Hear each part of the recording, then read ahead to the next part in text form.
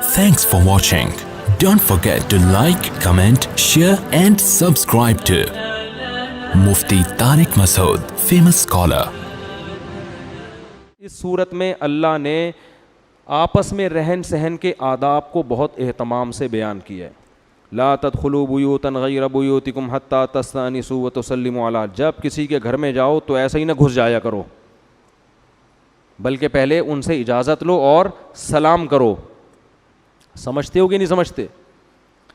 اور حدیث میں آتا ہے کہ جس نے کسی گھر میں جھانک لیا تو اب اسے داخلے کی ضرورت نہیں ہے, بلکہ وہ داخل بولتے کیوں نہیں ہو گیا.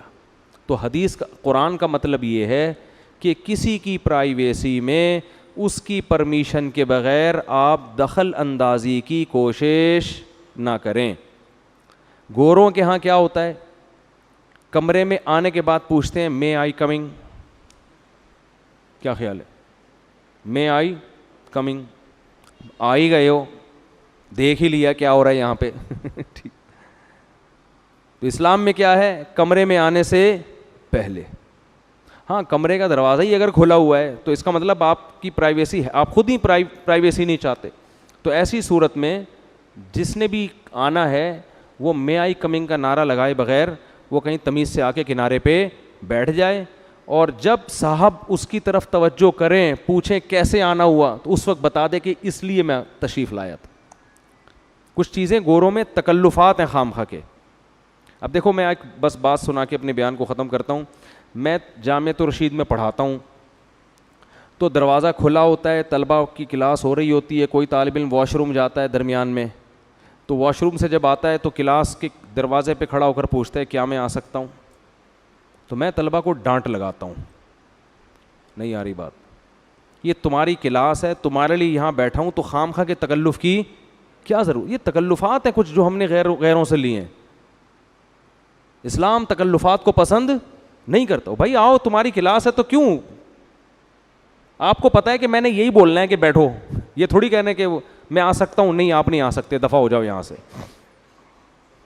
جب آپ کو پتہ ہے آ بھی سکتے ہو اور کلاس چل رہی ہے, میری کوئی پرائیویٹ کوئی محفل بھی نہیں ہے, کوئی بند کمرے میں بھی نہیں بیٹھا ہوا میں, تو آپ آؤ, آپ بیٹھو, چپ کر کے بیٹھ جاؤ. خام ہمیں درمیان میں کیا کرنا, وہ سبق کے دوران جو ہے نا ایک ٹانگ اڑانا, اس سے آدمی کی وہ جو ایک پڑھا رہا ہوتا ہے وہ کنٹینیو نہیں رہتا اس میں.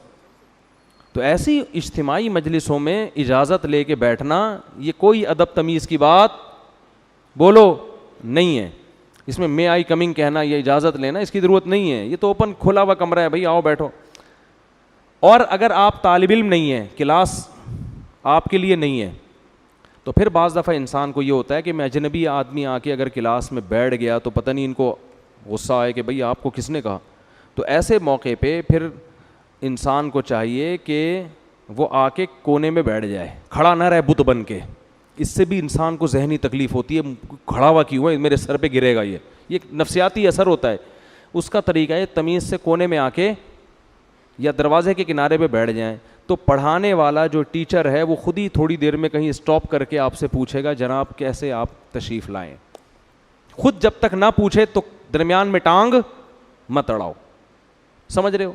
اب جیسے کوئی مطالعہ کر رہا ہے, قرآن کی تلاوت کر رہا ہے, آپ کو بہت ضروری کام ہے تو تمیز سے آگے سامنے آگے بیٹھ جاؤ. جب وہ سر اٹھائے گا تو خود پھوٹے گا منہ سے کہ کیا کام ہے آپ کو, تو آپ بتا دیں نہیں یہ کام ہے, وہ کہے گا دفعہ ہو جاؤ, میں اس کام کے لیے نہیں بیٹھا ہوا. ایک بات تو یہ ہوگی, یہ سب قرآن کے آداب ہے جو میں بیان کر رہا ہوں. اور ایک اہم بات یہ تو بہت لمبا مضمون ہے, پھر کسی وقت بہت زیادہ ہو گیا ہے. ایک آخری بات کہ اگر کوئی شخص اپنا معمول پورا کر رہا ہے انہماک کے ساتھ, تو اس میں یہ تکلف کی بھی آپ کو ضرورت نہیں ہے, پھر آؤ ہی نہیں. ایک دفعہ کیا ہوا, میں یہاں بیٹھا مسجد میں نا, تو میں نے ذرا دعا مانگنا شروع کی. اب میں ایک آدمی بعض دفعہ اس پہ کیفیات ہوتی ہیں, بڑی دل جمی کے ساتھ دعا مانگ رہا ہوتا ہے. ایک صاحب آ کے ادھر کنارے پہ بیٹھ گئے کہ جب یہ دعا سے فارغ ہوں گے تو میں ان سے بات کروں گا. اب انسان کی نیچر ہے یہ کہ جب آپ کو ذہن میں یہ ہونا کہ کوئی میرے انتظار میں بیٹھا ہوا ہے, تو انسان کا دماغ بار بار ادھر جاتا ہے کہ اس کمبخت کو معذرت کے ساتھ پہلے فارغ کرو. وہ کمبخت نہیں تھے, وہ تو بہت نیک آدمی تھے, لیکن اس وقت وہ کمبخت ہی لگ رہا ہوتا ہے آدمی. تو یہ بھی غلط طریقہ ہے. بھائی ایک آدمی دعا مانگ رہے ہیں, آپ کہیں پیچھے جا کے بیٹھو, اس کو یہ احساس نہ ہو کہ آپ اس کے انتظار میں بیٹھے ہوئے ہو. ایسی جگہ جا کے بیٹھو, جب وہ فارغ ہوگا اپنے عمل سے پھر آپ اس کو بتاؤ جی میں اس لیے تشریف لایا تھا. سمجھتے ہو کہ نہیں سمجھتے؟ تو یہ کئی دفعہ ہوتا ہے, تو پھر مسجد میں بیٹھنا ہی چھوڑ دیا میں نے.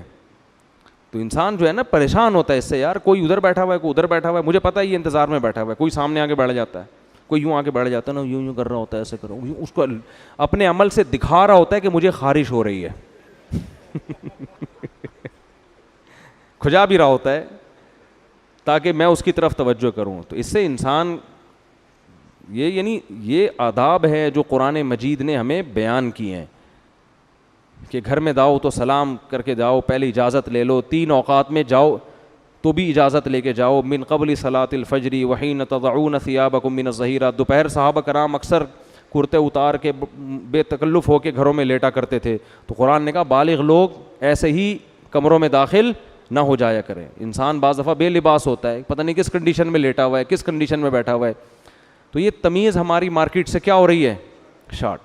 حدیث میں آتا ہے جب کسی کے گھر جاؤ تو 3 دفعہ دروازہ بجاؤ, وہ بھی تھوڑے وقفے وقت سے, تیسری دفعہ میں نہیں کھولا تو واپس. ہمارے گھر میں پٹتا رہتا ہے دروازہ.